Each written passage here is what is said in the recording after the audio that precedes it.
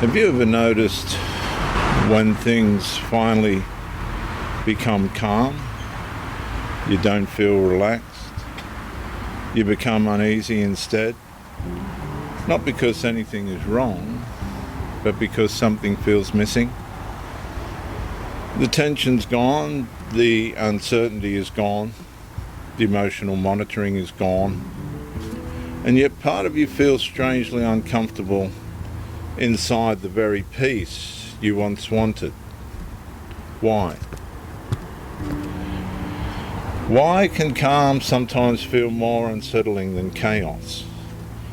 At first, you assume you simply need time, recovery, adjustment, but the feeling remains. You are no longer fighting, no longer explaining, no longer waiting for the next emotional shift.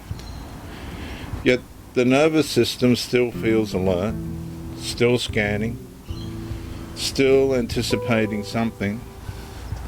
And that's where the deeper recognition begins emerging. Because sometimes a relationship does not only condition you to survive instability, it conditions you to become familiar with it. And love should not make peace feel unfamiliar and chaos feel normal. But eventually it can, especially after repeated cycles of withdrawal, intermittent warmth, emotional uncertainty, hope interruption, blame reversal, and temporary reconnection have trained the nervous system to organize itself around unpredictability. And that creates a hidden paradox. The relationship hurts, the instability exhausts you, the emotional confusion consumes you.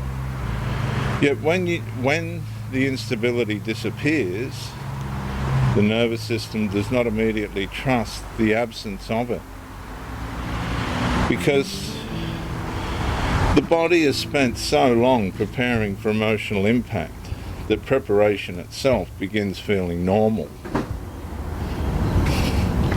And that's the captivity. The person may leave the relationship may even end completely, yet the nervous system remains waiting for criticism, waiting for withdrawal, waiting for emotional punishment, waiting for the next disruption. Not because it's happening, because it happened often enough to become expected. Trauma bonds do not only change relationships, they change what the nervous system believes normal feels like. And that is why peace can feel uncomfortable. Not because peace is unsafe, because chaos becomes familiar.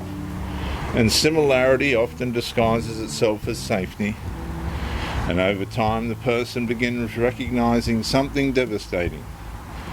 The attachment did not only keep them connected to another person, it kept them connected to a state of emotional vigilance, a state where uncertainty felt ordinary, a state where calm never fully settled, a state where emotional survival became more familiar than emotional rest.